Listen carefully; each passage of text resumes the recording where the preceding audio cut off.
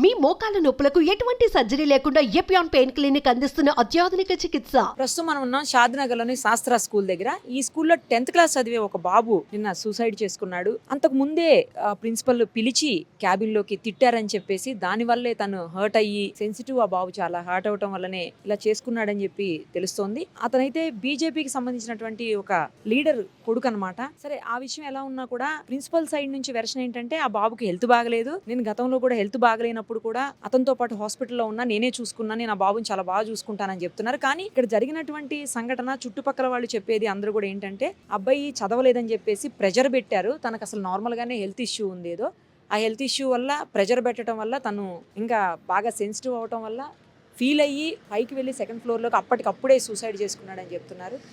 ఏదైనా దారుణమైనటువంటి సంఘటన 2nd ఫ్లోర్లోకి వెళ్ళి ఆ పిల్లోడు పడుతున్న విజువల్స్ చూస్తే ఎవరికైనా గుండె తరుక్కుపోతుంది.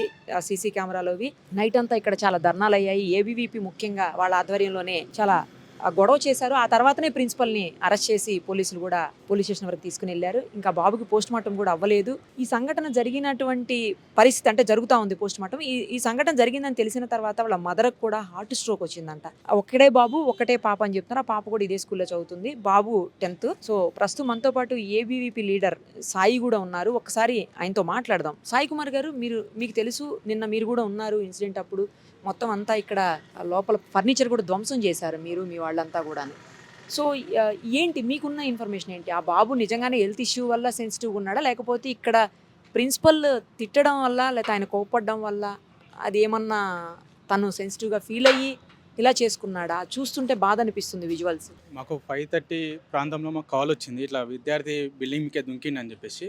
మేము ఇక్కడ వచ్చిన తర్వాత ప్రిన్సిపాల్ కానీ ఇక్కడ ఉన్న స్టాఫ్ కానీ ఎంక్వైరీ చేస్తే ఈరోజు మేము ఒక ప్రాజెక్ట్ విషయంలోనే మందలించామని చెప్పేసి చెప్తా ఉన్నారు. కానీ ఒక ప్రాజెక్ట్ విషయంలో అయితే అంత ఇబ్బంది పడే, జస్ట్ కింద మాట్లాడి పైకి వెళ్ళి డైరెక్ట్ ఒక 10 నిమిషాలు ఒక విద్యార్థి పైనకి ఎక్కి అంత ఇబ్బంది పడ్డాడు అంటే ఈరోజు మానసికంగా ఇబ్బంది పెట్టారు. కాబట్టి 10th క్లాస్ కాబట్టి ఈరోజు కార్పొరేట్లోనూ ఈరోజు మిగతా స్కూళ్ళను టార్గెట్ పెట్టుకొని మార్క్స్ ఎక్కువ రావాలి, మా పిల్లలకి ఎక్కువ రావాలని పిల్లల మీద ఒత్తిడి తీసుకొచ్చింది. ఈరోజు పిల్లల మీద ఒత్తిడి తీసుకొచ్చి మానసికంగా ఇబ్బంది పెట్టారు కాబట్టి ఈరోజు ఈ సంఘటన జరిగింది. కానీ జరుగుతుంది అంటే వింటున్నది ఏంటంటే ప్రిన్సిపల్ బాగానే ఉంటారని, పిల్లోడిని అంతకుముందు కావాలంటే నా మీద కేసు పెడితే వాళ్ళ అమ్మ నాన్న కేసు తీసుకోండి అని అన్నాడని కూడా ఇప్పుడు కొంతమంది చెప్తా ఉన్నారండి. నేను అంతకుముందు అతనికి ఏదో హెల్త్ ఇష్యూ వస్తే కూడా నేనే దగ్గరుండి చూసుకున్నాను కూడా ప్రిన్సిపల్ మాట్లాడుతున్నటువంటి పరిస్థితి ఉందంటున్నారు. హెల్త్ ఇష్యూ అనేది అబ్బాయికి లేదనేది ఫాదర్తో కూడా మేము మాట్లాడినాం. హెల్త్ ఇష్యూ ఎలాంటిది కూడా లేదు. వీళ్ళు భయంతో ఈరోజు దుంకిన ప్రాంతంలో కెమెరా లేదు. కింది ఓన్లీ పడ్డ విషయం మాత్రమే మనకు కెమెరా చూపిస్తున్నారు. ఇక్కడ కెమెరా లేదు. విషయం ఏందనేది కూడా ఇప్పటివరకు క్లారిటీ ఇవ్వట్లేదు వాళ్ళు, స్కూల్ వాళ్ళు. మేము ప్రిన్సిపాల్ని అడిగినాం. ఆ విద్యార్థితో పాటు ఇంకో విద్యార్థిని ఇద్దరిని పిలిచి కూడా మాట్లాడినప్పుడు ఇద్దరు తిట్టిండు. ఈ అబ్బాయి పైకి వెళ్తుంటే నువ్వు క్లాస్లోకి వెళ్ళు, నేను వాష్రూమ్ వేస్తాను అని చెప్పేసి అబ్బాయి దుంకేసి. వేరే పిల్లలతో ఏమన్నా మాట్లాడారని? ఎందుకంటే ఈరోజు హాలిడే ఇచ్చారు కదా స్కూల్కు. ఇప్పటివరకు అయితే మనకు అలాంటి విద్యార్థుల నుంచి అయితే ఏం రాలేదు. అప్పటికి ఈవినింగ్ కదా, అందరు విద్యార్థులు కూడా వెళ్ళిపోయారు. 5:36 కల్లా విద్యార్థులు అందరూ 10th క్లాస్ స్పెషల్ క్లాస్ అని చెప్పేసి 10th క్లాస్ పిల్లలే 5:30 టైంలో ఉన్నారు. అప్పటికి మన 4 కల్లా స్కూల్ క్లోజ్ అయిపోయింది. అంటే ఈ సంఘటన జరిగినప్పుడు మిగతా పిల్లలు ఎవరు లేరా? ఎక్కువ మంది ఉన్నారు, బస్సులో లేట్ వెళ్ళే వాళ్ళు ఉన్నారు.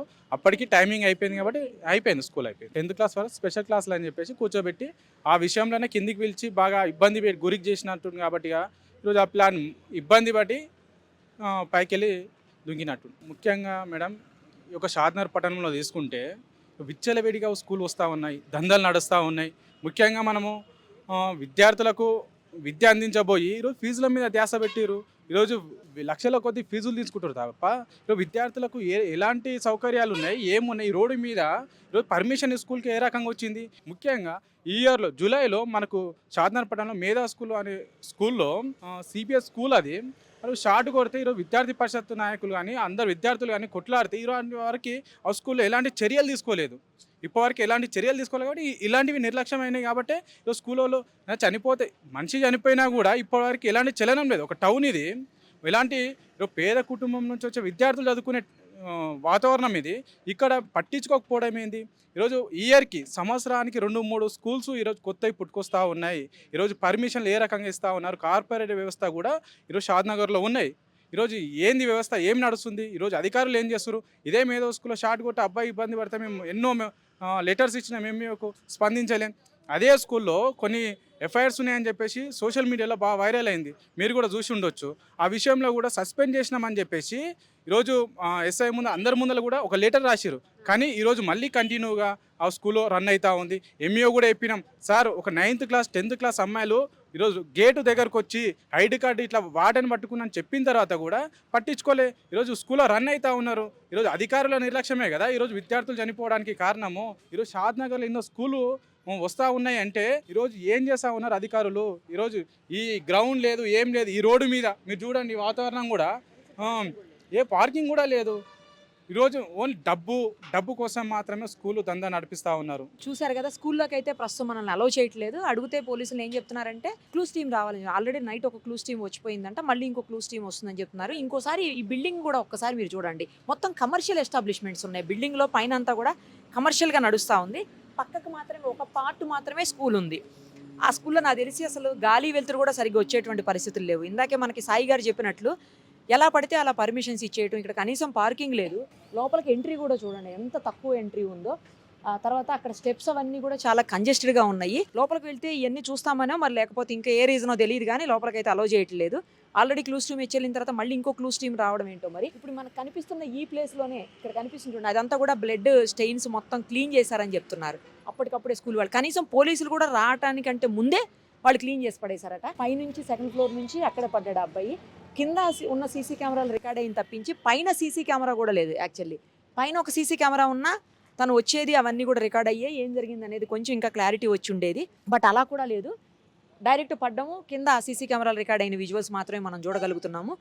ఆ అబ్బాయితో పాటు వేరే అబ్బాయిని కూడా పిలిచి తిట్టారని కూడా తెలిసింది. తను మాత్రం క్లాస్లోకి వెళ్ళిపోయాడు. ఈ అబ్బాయే వెనక్కి వచ్చి ఇలా చేసుకున్నాడని చెప్తున్నారు. ఏది అయినా కూడా పిల్లల మీద ఒత్తిడి చేయటం అనేది మాత్రమే మనకు కనిపిస్తూ ఉంది. ఇప్పుడు సాయి గారు చెప్పారు మనకు అదే మాట.